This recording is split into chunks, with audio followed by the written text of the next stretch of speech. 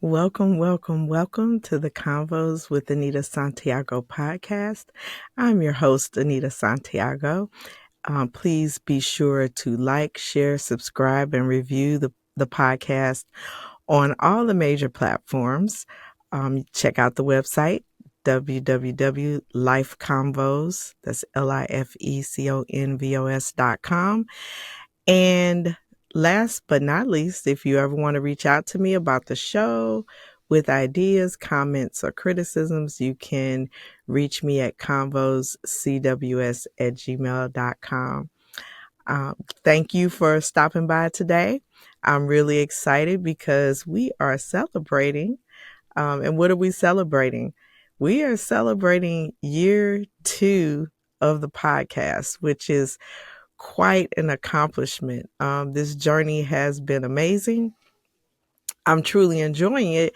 And so I want to start out by thanking all the listeners, supporters, fans, followers on social media. You guys pour into me and you continue to come back and you share episodes and you give me advice and you let me know what you're thinking. So I really, really appreciate that. And I just, in thinking about 2 years of podcasting, I kind of said that I wanted to talk about this journey a little bit and what it's been like. For many of you that's been following the podcast, you know that this podcast came after a short experience on the radio where I had a short spot called Let's Talk About It. And it was like a 2-minute spot, came on weekly, and then the podcast evolved from that. The first year of podcasting was really exciting. I went to some conferences. I met some other podcasters, and I really did a good job of planning and executing.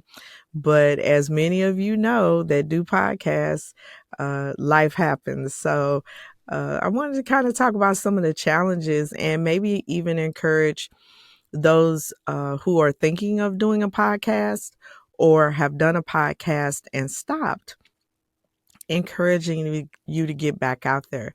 So the first thing in these podcasting streets is you have to be adaptable. You have to be able to pivot and change as you need to.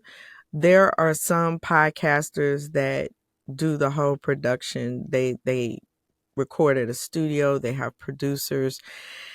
And then there are those that podcast from their phone or their home or wherever they can. Things happen. You can start out in a space and then find yourself without a space, and you have to be able to keep going and get creative on how you can deliver the episodes and the content that you want to deliver. So in my case, started out recording at a studio, and then that ended, and ended up recording from some office space. Then that kind of pivoted to utilizing some of the free resources in our area. So where I'm located, our libraries actually have recording rooms, and that's where I record now. The libraries are free. The use of the recording room is free. So that allowed me to continue recording my episodes and delivering the content, even though life happened. If you're a podcaster and you found yourself trying to reduce cost or make it easier for you to get your content recorded, check and see if you have resources in your area, not only libraries, but there may be podcasting studios that may um, offer pricing that's in line with what you want to do, or create a space in your home, your apartment, or wherever you hang out. I've seen a lot of creative things on the internet and on YouTube. So the key thing is just finding out what works for you and doing that and being okay with it. I think sometimes that strive for perfection, the perfect background, the perfect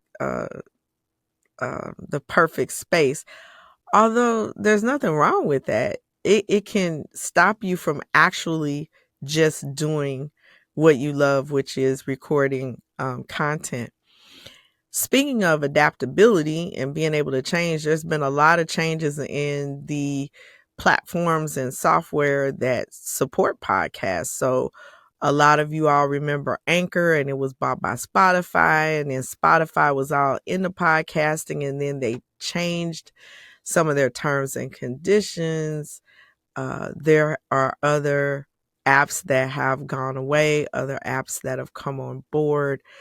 And that can make it very frustrating, because if you have all your content in one platform and they make major changes, or you can no longer do the things that you used to do, add music, edit videos, maybe they've restricted that platform, or they put it behind a paywall. You used to be able to do a lot of things on a platform, and now you can't.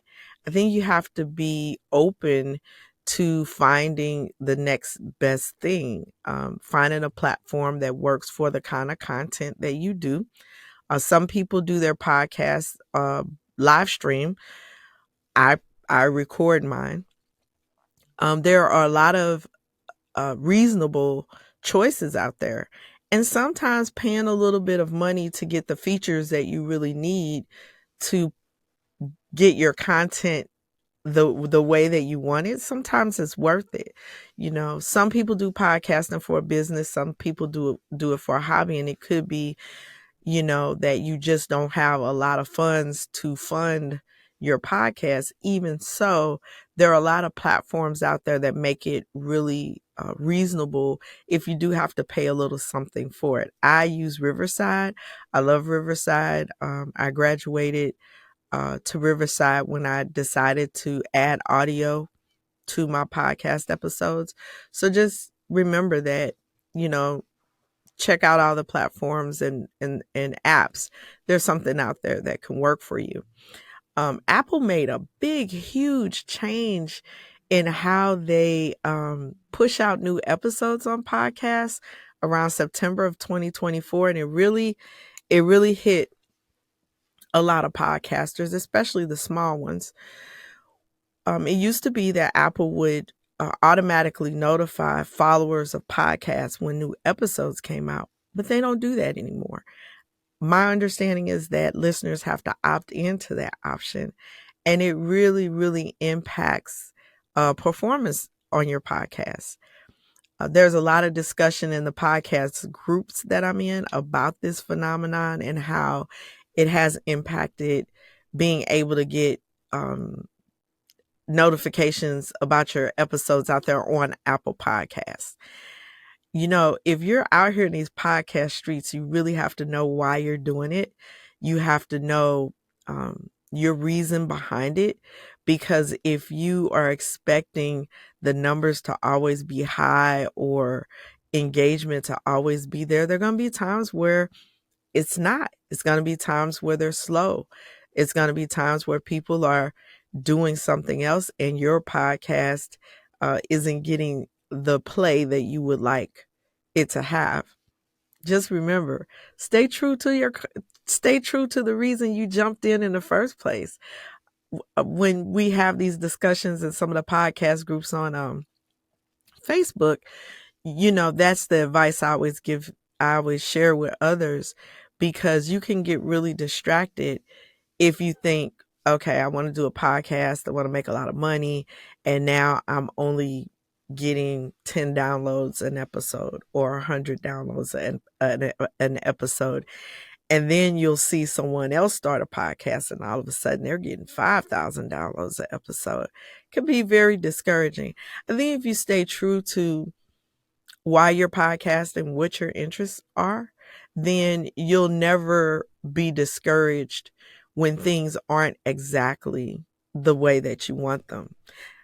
Having fun. I love this. I have a lot of fun doing it.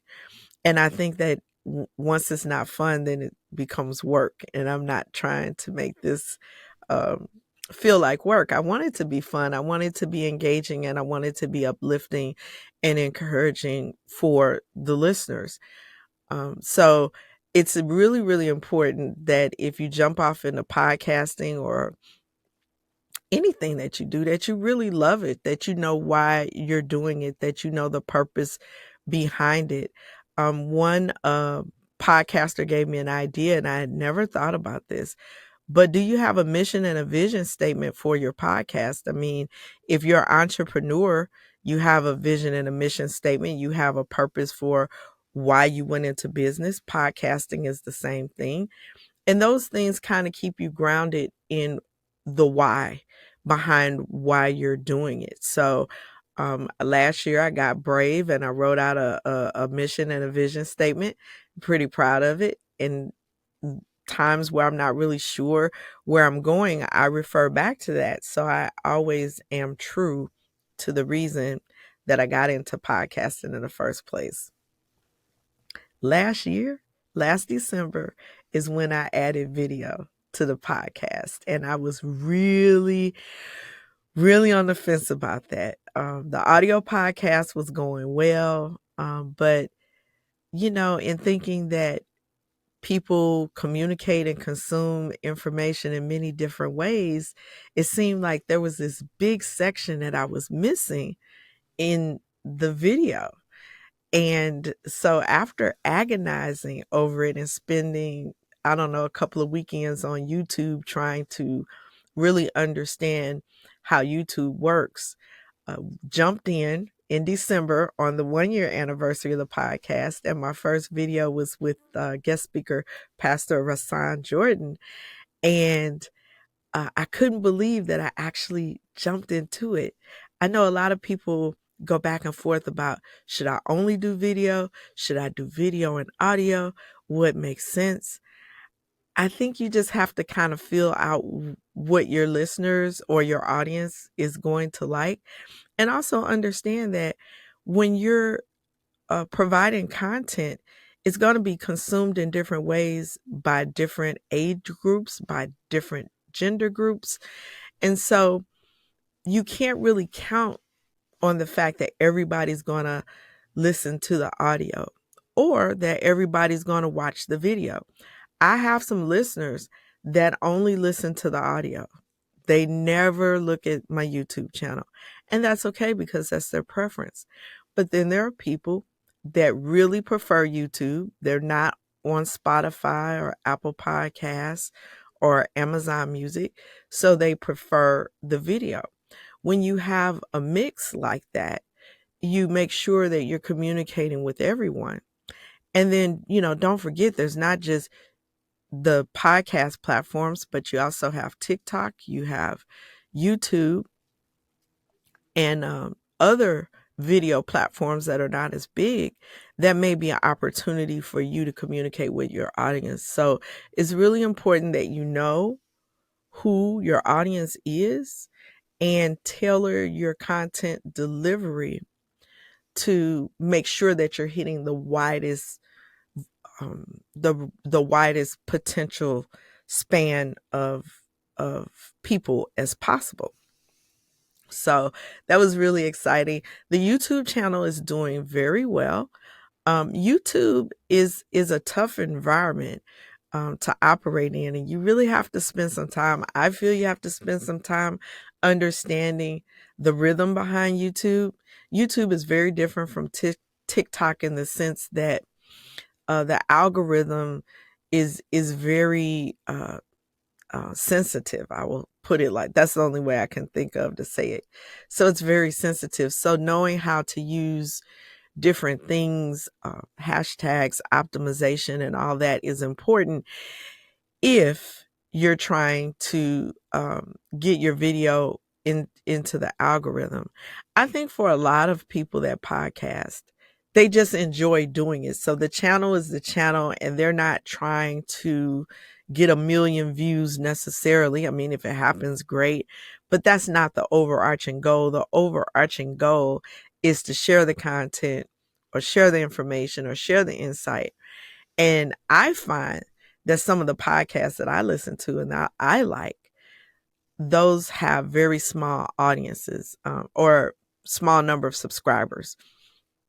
And those are really, really good podcasts. And I don't think necessarily that the numbers equates to the quality of podcasts. I have listened to some podcasts that, they have oodles and oodles of followers. And I was like, well, this is kind of okay. And then I've listened to some that have a very small following, and they were really, really good. And I subscribe and I listen to them on a regular basis.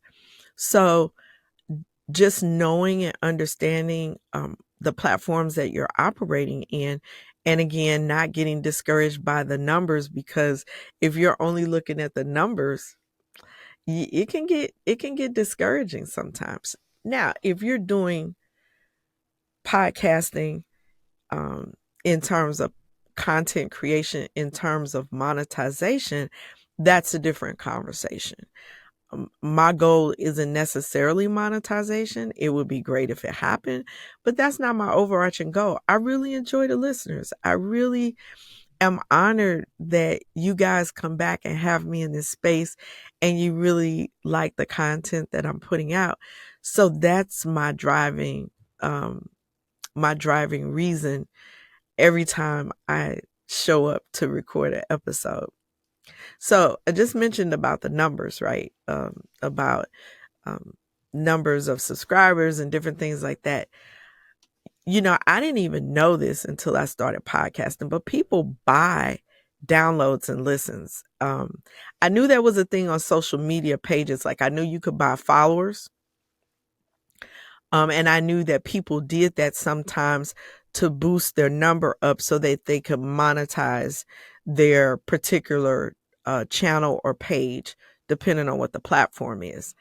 I didn't really know that was happening in the podcast world until I started getting approached by, the scammers or some of the people that say, hey, we can boost you up, 10,000 listens a month, 5,000 listens a month.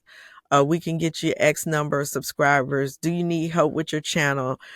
Do you need help with podcast promotion? That's where all the scammers usually come with, can I help promote your podcast?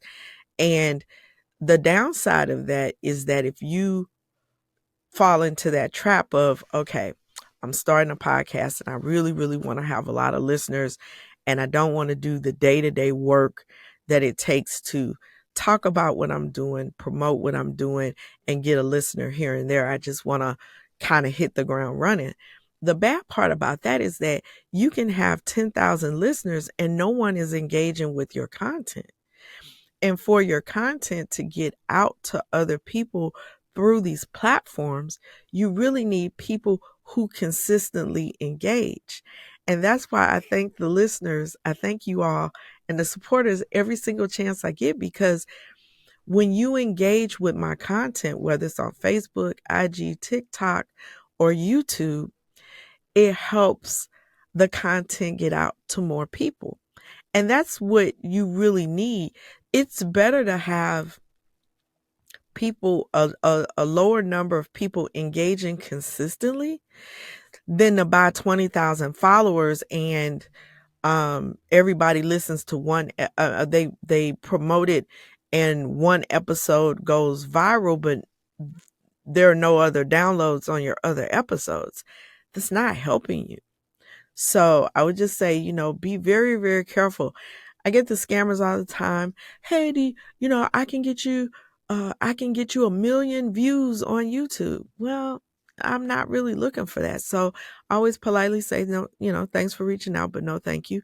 Be careful in these podcast streets because these scammers are real. And sometimes you really want to be successful and you feel like that person can show you their credentials and a track record. But again, know your why. If you're trying to monetize, that might be the way to start. I don't know. I'm just saying. But for many people who are have a smaller platform, it's just not helpful to have or purchase a lot of followers or downloads, and then you don't have the engagement on the back end. One of the biggest lessons I learned over these last 2 years about podcasting is you got to tell your story. So people who followed me on the radio knew kind of my background and what I was doing. But when I got to the podcast, actually, I was wondering, like, how do I get people to listen? How do I get people to tune in? I had the following from the radio, but I wasn't really sure, like, how do I get more people to check me out? Ding dong, you gotta tell your story and you gotta talk about it. So one area that I think may be very helpful to those of us with smaller platforms is having a strategy for how you're going to talk about and market your podcast. So I got an idea. I said, I don't have a lot of money to spend on a social media manager or marketing advice. What could I do?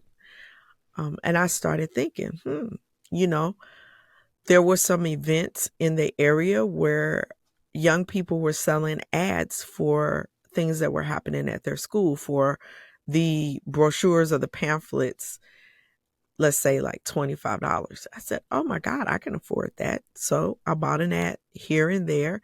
And then I realized that from a community standpoint, this would be a great opportunity to not only get the word about my podcast out there, but to do it in a way within my local community. So every chance that I got, and it made sense and it was a good fit, I either bought an ad or signed on as a sponsor to an event, provided items for online goodie bags and things of that nature. And that really, really helped in the beginning to get the word out about the podcast. So my first year anniversary comes around and I'm like, well, okay, I've been doing that. What other things could I do to promote my podcast? Because as a podcaster, I'm marketing, I'm customer support, creative, creative department. And so I came up with this strategy that every time I go somewhere, I will talk to at least one person about the podcast if the opportunity presents itself. And I even challenged myself to go to some events out of town. And I created some cards on Vistaprint, had a QR code on the back for the links to the podcast. I went to a couple of events with the goal of talking to at least 10 people at this event about what I do as a podcaster, what my mission is, and to get the word out. And I was really surprised that the one-on-one interaction and letting people know what you do really goes a long way. So if you're a podcaster and you've had trouble building your following, consider doing that. Consider when you're in different spaces talking about your podcast, creating some things you can give out on Vistaprint or any other website that will allow you to do it for a reasonable cost. Zazzle is another one where you can do very customized types of things, and use those to leave with people. Well, this is my podcast, but here's how you can find it. You don't have to scramble looking. Here's something convenient that you can take with you, and when you get a chance, look up the links, and you can find the platform that works for you and follow there. I find that one-on-one talking has been very, very helpful. And people tend to also recommend your podcast if they really enjoy it, because they know they get a sense that they kind of know you because they've talked to you, they've had a conversation with you, and you've kind of shared with them, why you're different from everyone else. So that's another great idea if you're trying to build awareness, increase your interactions and followers. You got to talk about your story. You got to talk about what you do and why it matters. Why should a person tune in? My goal with my episodes is to educate, motivate, and encourage listeners. So when you tune in, you're going to either walk away educated, you might have a different perspective than you had before, motivated. It may excite, that topic may excite you and give you a lot of ideas and get you re-motivated for what you were doing. Or educated, motivated, inspired. You may walk away from an episode feeling very inspired about something.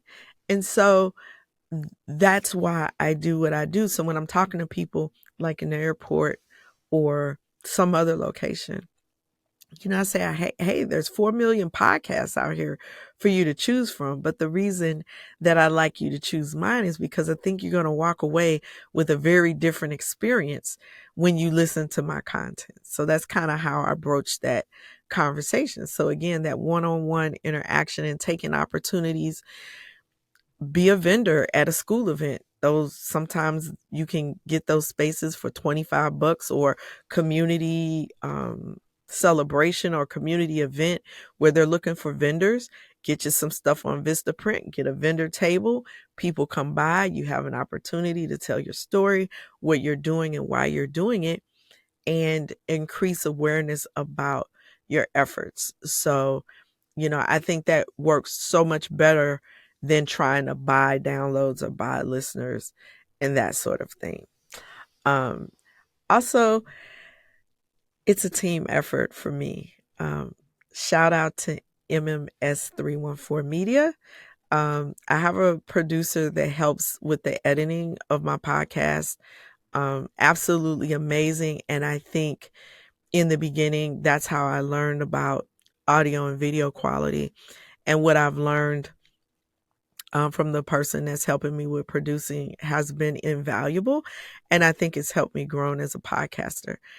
I went to a couple of podcast conferences my first year and met other podcasters who have been doing it much longer than me, different topics, different viewpoints, different approaches. I met some people that do very raw, no filter type content, and I've met people that paid many hundreds of dollars a month to get a very, very polished product. Um, Point being is that surround yourself with people who are doing the same thing that you can learn from, that help you grow, that give you feedback. Shout out to D to the C, my creative collaborator who has been so supportive and helpful in me finding my way to being as creative as possible. And then there's my friends and family. I don't know what I would do without y'all, because when I first started talking about podcasting, I was like, I don't know if that's what I really want to do. My friends and family were like, do it. Just do it. And they held me accountable, and they hold me accountable. And I appreciate that. Um, Life is what you make it. Do it with passion or not at all. If you are thinking about doing a podcast, do it. If you were podcasting and you stopped and you're thinking about restarting, do it. If you're thinking about doing audio only, do it. If you're thinking about doing video only, do it. If you only have your phone and your phone and maybe a USB mic or a mic in your phone, that's enough to be podcasting. It doesn't take a lot. Check your free community resources if they're available. The point is that the podcasting space is not exclusive, it's inclusive. There's enough room for everyone, every genre, every niche, every topic. It's just a matter of you knowing your why and getting out there and doing it. So thank you, everyone, for helping me make it to the 2-year mark. And so we're going to keep going. 2025 is going to be a great year. I'm looking forward to having some incredible guests on, covering some incredible topics. So I want everyone to stay tuned. Thank you so much for stopping by the Convos with Anita Santiago podcast and helping me celebrate this 2-year anniversary. Don't forget to like, subscribe, review the podcast on all major platforms. And my email is convoscws@gmail.com if you want to reach out. Stay tuned for 2025. It's going to be a phenomenal year. Happy listening.